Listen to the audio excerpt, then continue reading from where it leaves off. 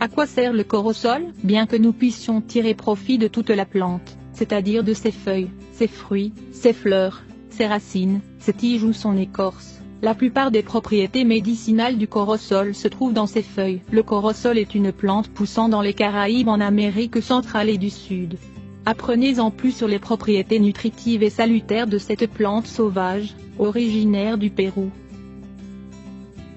Les caractéristiques du corosol. Le corosol se compose principalement d'eau, sa chair offre des dizaines d'éléments nutritifs, tels que de fortes doses de vitamine C, aidant à maintenir un taux d'antioxydants dans le corps stable et sain. Il possède aussi des protéines, des minéraux, du potassium, du calcium, du phosphore, du fer et des lipides.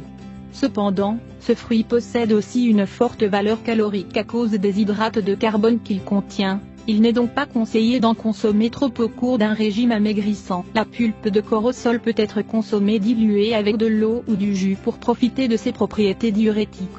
Il est un puissant régulateur des fonctions de l'organisme. Il lutte contre l'hypertension, les maladies des voies respiratoires, surtout consommé froid. Il purifie et maintient la santé du foie et régule les niveaux de sucre dans le sang, idéal pour les personnes ayant du diabète. Vous pouvez aussi manger les feuilles de corosol, pour traiter des cas d'oreillons, de nervosité ou d'insomnie.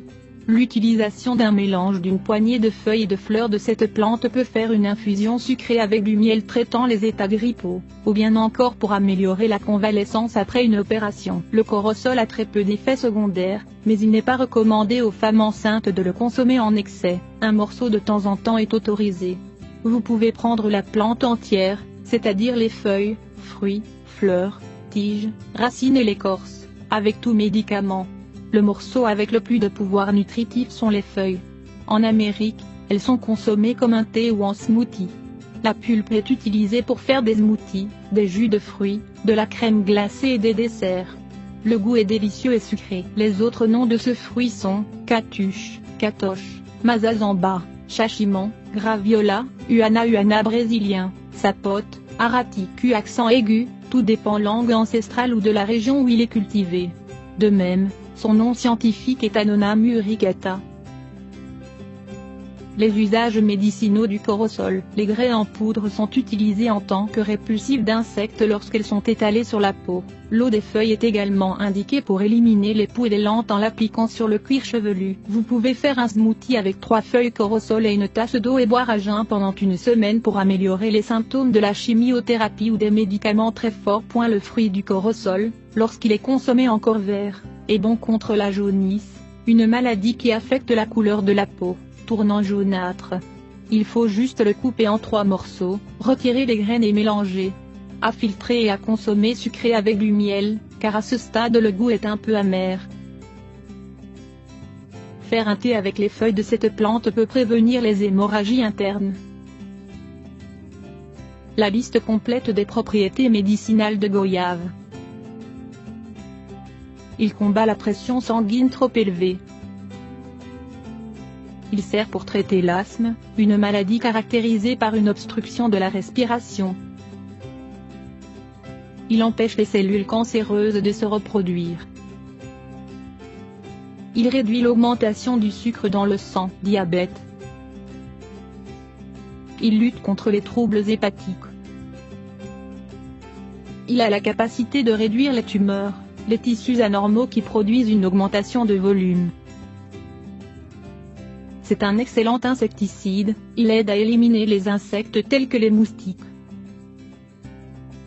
C'est un merveilleux anti-amibien, c'est-à-dire qu'il lutte contre les parasites tels que les acariens. C'est un expectorant, il aide à traiter toutes sortes de maladies liées au système respiratoire, y compris la bronchite ou l'asthme. Il est vasodilatateur grâce à ses feuilles qui empêchent une mauvaise circulation. Les feuilles sont de puissants sédatifs, utilisés pour calmer les nerfs et le stress et mieux dormir. C'est un antipaludique, il lutte contre les symptômes de cette maladie, caractérisée par de la fièvre, des maux de tête et des muscles. Il favorise la sécrétion de lait, idéal pour quand une femme allaite et que le lait n'est pas bon ou trop rare. C'est un antispasmodique, il aide à prévenir ou traiter des contractions musculaires involontaires. C'est un anti-ulcéreux. Il aide à guérir les blessures et est très bon contre la gastrite. C'est un antidiarrhéique, soit par une infection ou par des troubles de l'alimentation. Les effets secondaires du corosol. Comme c'est un antimicrobien, s'il est consommé à des doses élevées, il peut modifier la flore intestinale et provoquer une constipation ou une diarrhée. Il est nécessaire de consommer ce fruit avec modération, à commencer par une dose minimale, puis augmenter chaque jour ou chaque semaine. À son tour, par son action vasodilatatrice et hypotensive, il n'est pas indiqué chez les personnes qui ont des problèmes de cœur ou sanguin. Idem chez les femmes enceintes, mais il est bon après l'accouchement pour avoir assez de lait. Le corosol et le cancer. Il est important de faire un paragraphe sur la relation entre le cancer et corosol.